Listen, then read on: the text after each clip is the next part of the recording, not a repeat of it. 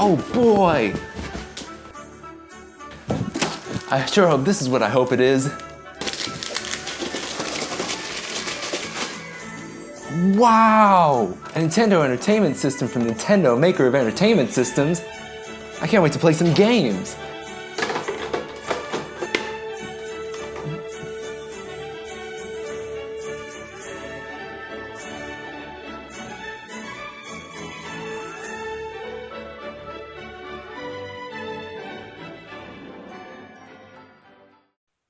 Why are we still here? Just to suffer? Yep, that's me. Now you're probably wondering how I got myself in this situation. And the truth is, I didn't.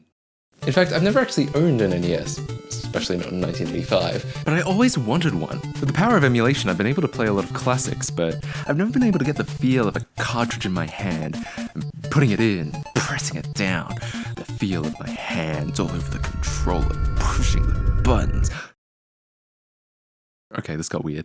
Presenting the Nintendo Entertainment System, the first in my possession. It's an NTSC model because, 25 frames per second. And I got it from the one place you know you can always get good NTSC stuff.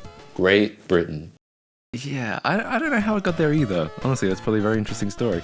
But it was cheap, probably because it was NTSC, and I was very interested in finally having an NES of my own to play around with. Unfortunately, it's not in the greatest shape.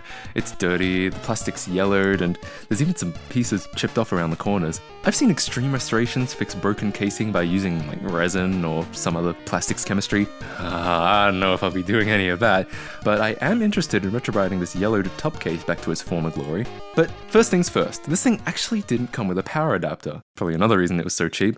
And I could buy a generic online, but I realized I could spend no money and fashion one out of a spare power adapter I've already got sitting around. The NES takes 9 volts, pretty standard, and I must be a big fan of classic rock because it takes both AC and DC. Isn't that kind of crazy? I've never heard of electronics being able to do that before.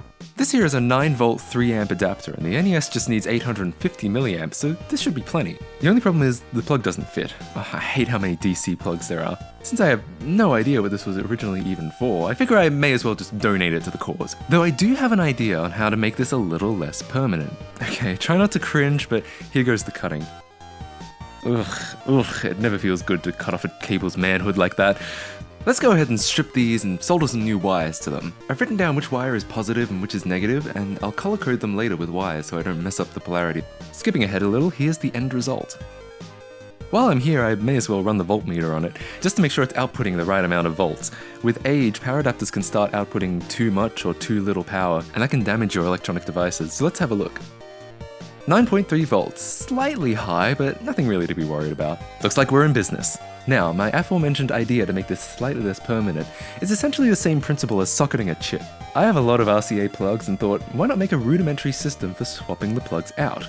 That way, if I ever need the old plug again, I can just swap it back on. Or if I come across anything that's 9 volts and has no power adapter, I'll be able to use this one again. All I need to do is solder a socket onto this end and then make a little adapter on the other.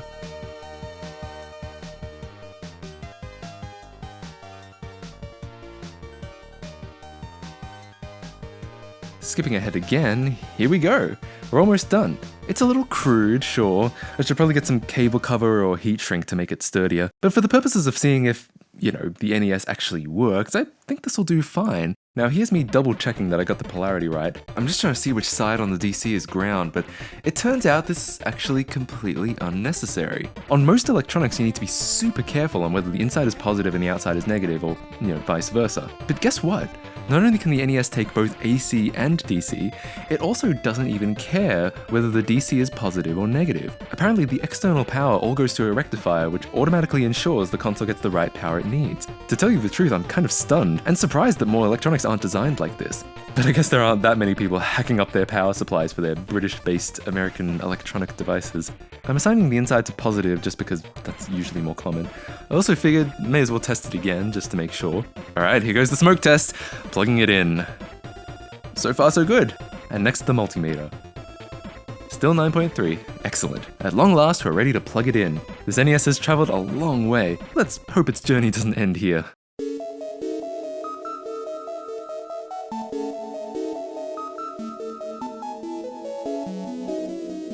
And there we have it. It looks functional. If you're wondering why the red light is blinking, that's supposed to indicate that it can't read a cartridge, which makes sense because there is no cartridge in it. Let's go ahead and insert Super Mario Bros. And see what happens.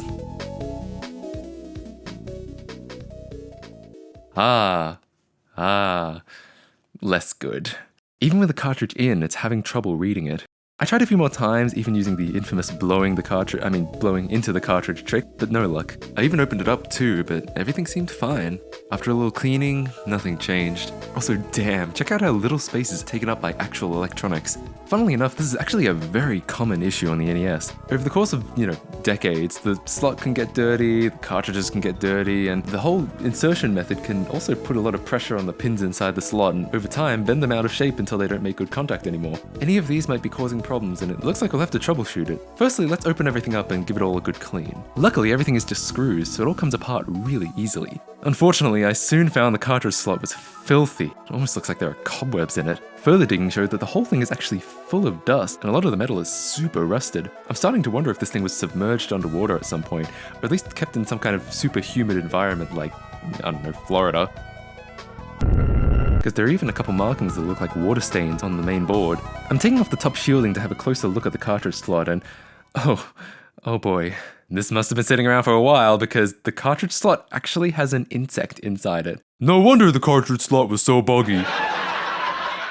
Seriously though, that's astounding. It's right at the back too, where it would have immediately gotten squished if you ever inserted a cartridge. I have a feeling that's exactly what happened because it even left some bug residue. Gross. But the real question is this an American bug or a British bug? I'm not sure if I'll ever know, but let's just dispose of it for now. Looking at the cartridge slot a little closer, it does look like there's some grime and green oxidation on the pins. I'm gonna go ahead and clean each pin with alcohol and see if that at least gets it reading the cartridge. This is how dirty it was. Check out the Q-tip, not even halfway through. Skipping ahead again, let's test it out. I even decided to hook it up to a TV to see if we get a picture, and nope, still with the flashing red light. Then I realized, well, the cartridges are double-sided, right? So where are the pins for the other side? It looks like they're tucked deep within there and basically inaccessible. A YouTube tutorial I watched used Alan Walker's fade. Because of course it did. But it also suggested coating cartridge pins in alcohol, in direct defiance of the instructions I might add, and just inserting it into the slot to clean the pins a little. I figured I may as well try it, but still no luck. In a last-ditch effort to try and clear up any potential corrosion, I decided to leave the top half of the cartridge slot submerged in vinegar overnight. Maybe this could clean those pins that I couldn't access from the outside. The next morning I tried it out, but nope. It looks like I'll need to buy a replacement slot after all. Luckily they're not expensive, and in the meantime we can do some cleaning. The main board had some caked on dust. I decided to use an old toothbrush so I could get around all the pins without tearing up a cloth or paper towel. After that, it's not quite as clean as I'd hoped, but it's definitely a lot cleaner. Next we'll continue disassembling everything so we can thoroughly clean the plastic casing.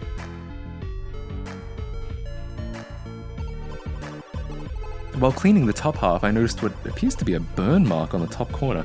Man, this thing's had a much more interesting life than me. I used the same toothbrush approach on some of the small ancillary boards. Okay, everything's been scrubbed and I'll let it all dry now. The top casing definitely isn't perfect, but we'll tackle that a little later. For now, I may as well put this video out now while we wait for the replacement cartridge slot.